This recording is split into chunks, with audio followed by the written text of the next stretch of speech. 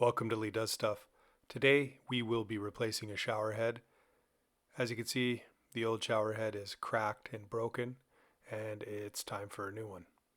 The tools you will need for this job are your hands and a pair of pliers. Let's start by getting the old shower head off. We want to double check and make sure that no water is running to the faucet as we are working on it. Okay, let's find the nut above the shower head. It's that one right there. And you're going to want to use your wrench to get the nut started. Your hands most likely will not be strong enough to get it off. And turn the shower head counterclockwise until it comes off. You'll notice I have white plumber's tape on there from when I took my shower head off the last time to clean it. The plumber's tape isn't necessary, but it will create a better seal. I like to lay everything out. It really helps me stay organized if I open up the box and lay everything out and I'll just know where everything is. These parts are plastic, and so you have to be careful not to crack or break them. So hand tight them and then just do a quarter turn. And let's make sure there's a gasket in the head before we start tightening it. And here we go.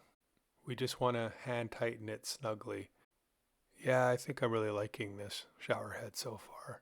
Time to attach the secondary head. There's no gaskets in the tips of the cord. Here are the gaskets.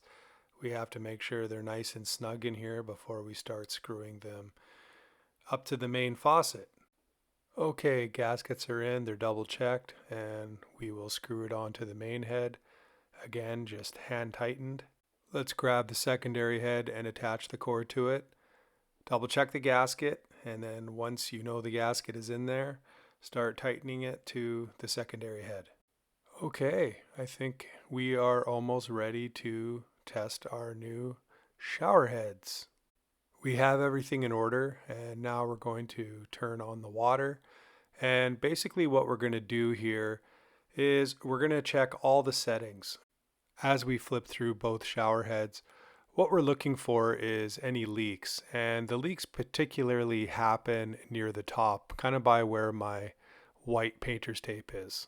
Just as my suspicions were correct, I do have a minor leak, so what you want to do is tighten accordingly. Just do little corner turns and keep testing until the leak stops. Thank you for watching.